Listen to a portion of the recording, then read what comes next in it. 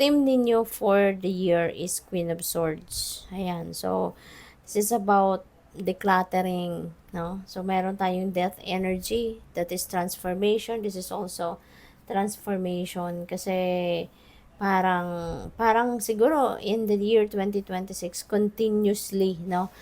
Gusto ninyo na maging malinis, gusto ninyong maging maayos lahat, no, sa buhay ninyo.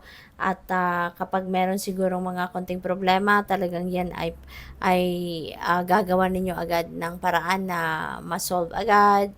Ayaw ninyo rito, napipick up ko lang dito ha, parang ayaw ninyo ng magkaroon or ah, mag ano kayo, mag-stay kayo sa a negative energy, no? So which is really good kasi this is decluttering, no?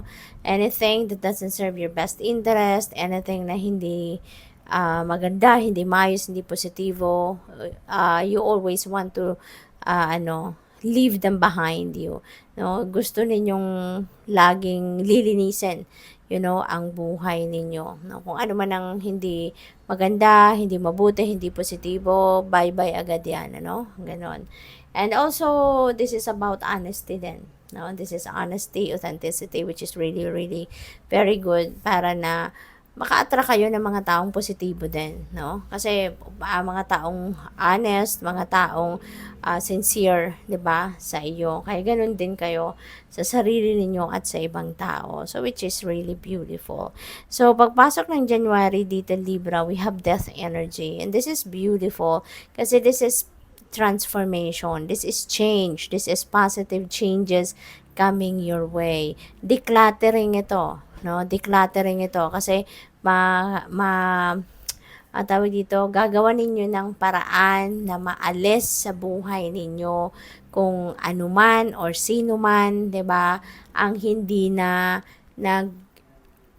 nagdadala or nagdudulot ng positibong aspeto sa buhay ninyo or positibong epekto sa buhay ninyo. So anything, pwedeng bagay, pwedeng situation, pwedeng tao, no, na hindi na nakakatulong sa buhay ninyo, you are definitely going to remove them out of your life. So which is really good kasi ibig sabihin na you don't want negative energy, no, sa buhay mo. Kaya agad-agad yan ay puputulin mo ang koneksyon sa iyo, no? So at handa ka, no, na mag-embrace or mag-welcome ng bago, something that is positive, something that is good, no, sa buhay. So this is really beautiful.